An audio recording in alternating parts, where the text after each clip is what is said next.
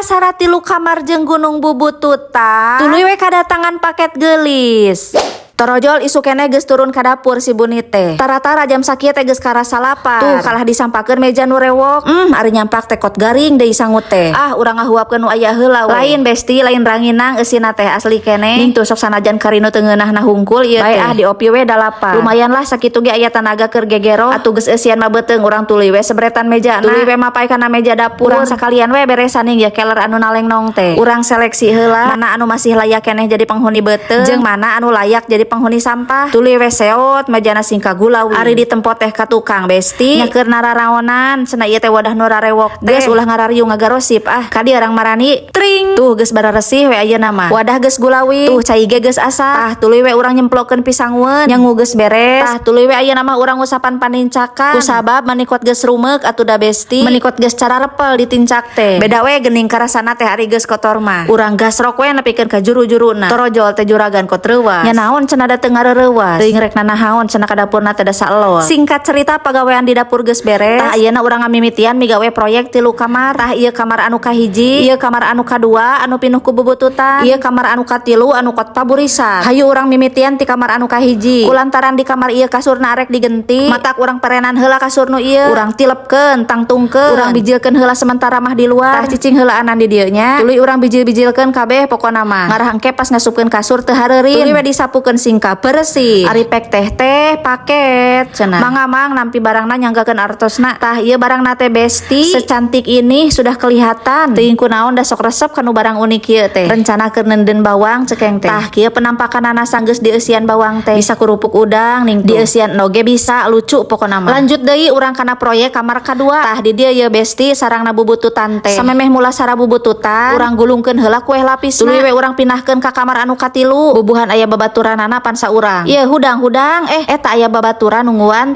sare wae ieu mah sok nyari tah kitu ngareneng duaan tuluy we gulungkeun deui amparana cecepkeun we di dinya sirahna tuluy we urang balik deui ka kamar anu kadua tah ayeuna mah urang ucutkeun we bubututan teh sabab lomari anu hejo ieu rek dipindahkeun ka kamar anu kahiji matak urang ucutkeun heula we kabeh ngarah teu beurah kumaha engke we lah meresanana mah sugan we aya pitulung nu teu disangka-sangka alhamdulillah tah sakitu penampakanana lanjut we urang eser-eser lomarina heueuh nya di eser-eser we besti da hesek ku sorangan mah ning tuh hege aya jungkrang di hareup aing ngasin ngaborobot we ieu teh tuh nya untung we ukur buku moalah bisa Bunit sok ning tukot mararuka pantona ge dengan penuh keyakinan akhirna mah bisa we ning tah kamar satu aman lanjut deui si biru urang bijilkeun urang pinahkeun ka kamar katilu kamar kadua mah dikosongkeun urang gelisan heula sugan aya rezekina kulantaran tadi beuteung ukur dieusian kue jadi geus babeledagan deui peujit teh tah urang masak ieu we bes tring tuh